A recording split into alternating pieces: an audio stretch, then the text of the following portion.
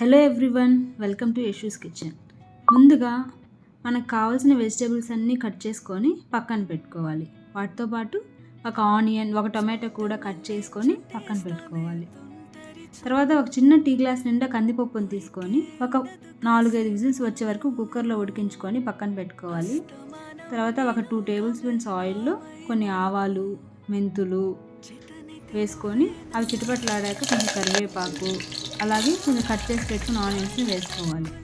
ఒక చిన్న నిమ్మకాయ అంత చింతపండుని వాటర్లో ముందుగా పక్కన నానబెట్టి పెట్టుకోవాలి.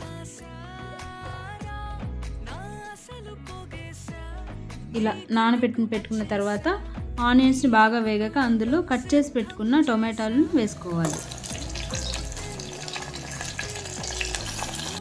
తర్వాత టమాటోస్ కొంచెం మెత్తగా అయ్యే వరకు వేయించి అందులో కొంచెం పసుపు, కారం వేసుకొని బాగా వేయించాలి.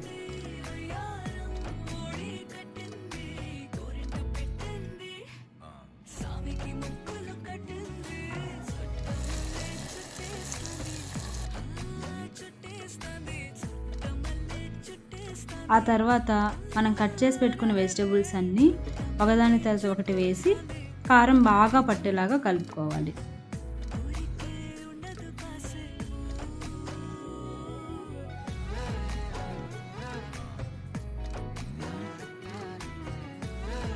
కారం పచ్చివాసన రాకుండా కాస్త ఎక్కువసేపు బాగా కలుపుకోవాలి.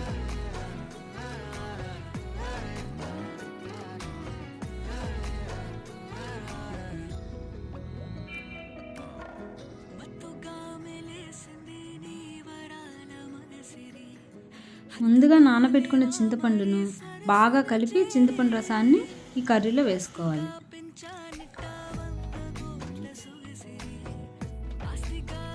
కొంచెం కలిపాక ముందుగా మనం బాగా మెత్తగా ఎనుకున్న పప్పును అందులో వేసుకోవాలి. తర్వాత చివరిగా కొంచెం రుచికి సరిపడా ఉప్పు వేసుకొని ఇంకా బాగా కలుపుకోవాలి.